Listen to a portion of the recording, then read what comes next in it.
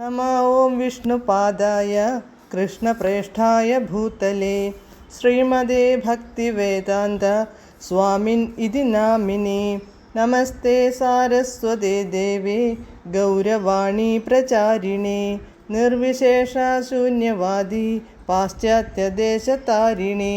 जय श्रीकृष्ण चैतन्य प्रभु नित्यानन्द श्री अद्वैत गदाधर श्रीवासादि गौरभक्तवृन्द।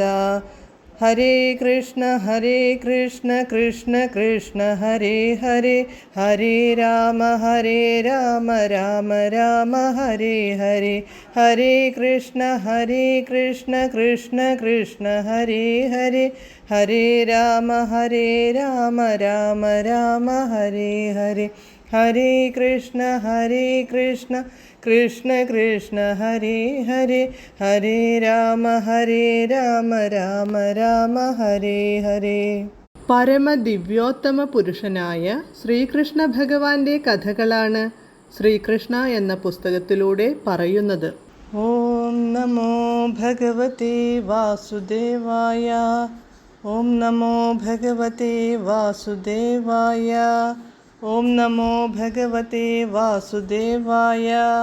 നാരായണം നമസ്കൃത്യ നരം ചൈവ നരോത്തമം ദേവീം സരസ്വതീം വ്യാസം തതോ ജയമുദീരയേത്.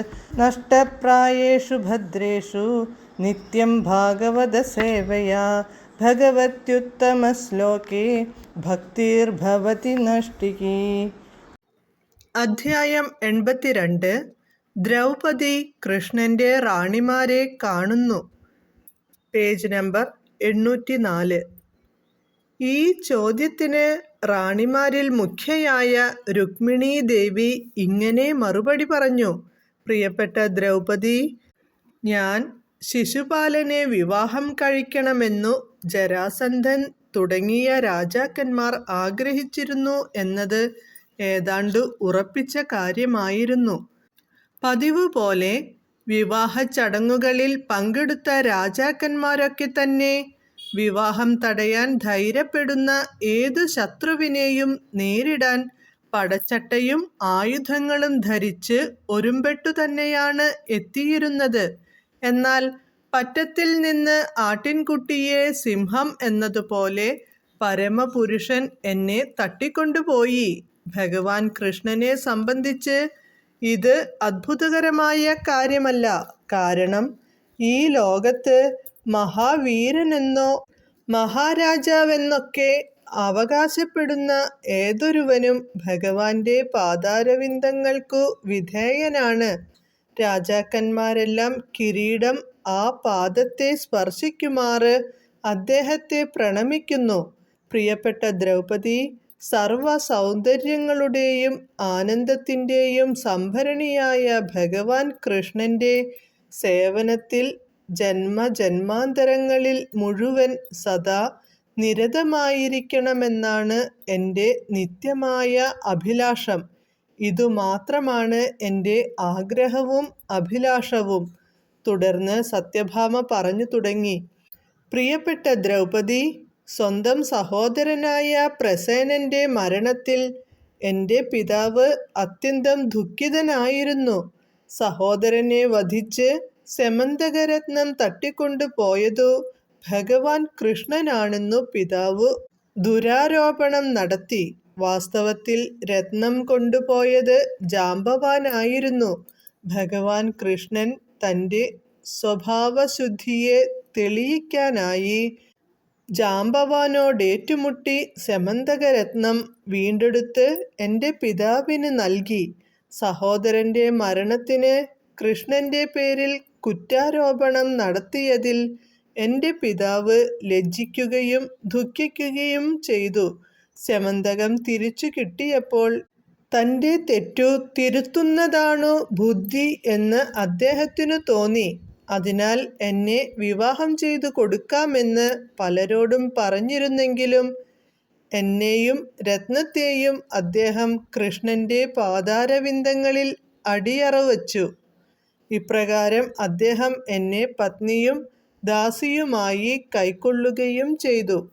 തുടർന്ന് ജാമ്പവതിയാണ് ദ്രൗപദിയുടെ ചോദ്യത്തിന് മറുപടി പറഞ്ഞത്. അവൾ പറഞ്ഞു, പ്രിയപ്പെട്ട ദ്രൗപദി, വൃക്ഷങ്ങളുടെ രാജാവും എൻ്റെ പിതാവുമായ ജാമ്പവാനെ ഭഗവാൻ കൃഷ്ണൻ ആക്രമിച്ചപ്പോൾ തൻ്റെ പഴയ യജമാനനും സീതാദേവിയുടെ ഭർത്താവുമായ ഭഗവാൻ ശ്രീരാമചന്ദ്രൻ തന്നെയാണു ഭഗവാൻ ശ്രീകൃഷ്ണൻ എന്ന് അദ്ദേഹം അറിഞ്ഞില്ല. ഭഗവാൻ കൃഷ്ണൻ്റെ വ്യക്തിത്വം അറിയാതെ എൻ്റെ പിതാവ് അദ്ദേഹവുമായി 27 ദിവസം നിരന്തരം ഏറ്റുമുട്ടി. അതോടെ ക്ഷീണിച്ചവശനായപ്പോൾ ഭഗവാൻ ശ്രീരാമചന്ദ്രനൊഴികെ മറ്റാർക്കും തന്നെ തോൽപ്പിക്കാനാവില്ലാത്ത സ്ഥിതിക്ക് എതിരാളിയായ ഭഗവാൻ കൃഷ്ണൻ ഭഗവാൻ ശ്രീരാമചന്ദ്രൻ തന്നെയായിരിക്കണമെന്ന് അദ്ദേഹത്തിനു മനസ്സിലായി. അങ്ങനെ ബോധമുദിച്ച അദ്ദേഹം ഉടൻ തന്നെ സ്യമന്തകരത്നം തിരിച്ചു നൽകിയെന്നു മാത്രമല്ല, ഭഗവാനെ സംതൃപ്തനാക്കാൻ വേണ്ടി എന്നെ ഭാര്യയായി അദ്ദേഹത്തിനു സമ്മാനിക്കുകയും ചെയ്തു. ഇപ്രകാരം ഭഗവാൻ എന്നെ വിവാഹം കഴിച്ചു. അതോടെ ജന്മാന്തരങ്ങളിൽ പോലും കൃഷ്ണൻ്റെ ദാസിയായി തീരണമെന്നുള്ള എൻ്റെ ആഗ്രഹം നിറവേറ്റപ്പെടുകയും ചെയ്തു. അപ്പോൾ കാളിന്തി പറഞ്ഞു, പ്രിയപ്പെട്ട ദ്രൗപദി, ഭഗവാൻ കൃഷ്ണനെ ഭർത്താവായി കിട്ടാൻ വേണ്ടി ഞാൻ കഠിനമായി തപോനുഷ്ഠാനങ്ങളിൽ ഏർപ്പെട്ടിരിക്കുകയായിരുന്നു. ഇക്കാര്യം ഭഗവാൻ കൃഷ്ണൻ അറിഞ്ഞപ്പോൾ അദ്ദേഹം സുഹൃത്തായ അർജുനനുമൊത്ത് ദയാപൂർവം എൻ്റെ അടുത്തെത്തി എന്നെ ഭാര്യയായി സ്വീകരിച്ചു. തുടർന്ന് ഭഗവാൻ കൃഷ്ണൻ എന്നെ യമുനാ തീരത്തുനിന്നു കൊണ്ടുപോയി. അതിനുശേഷം കൃഷ്ണൻ്റെ ഭവനത്തിൽ ഞാൻ തൂപ്പുകാരിയായി കഴിയുകയായിരുന്നു.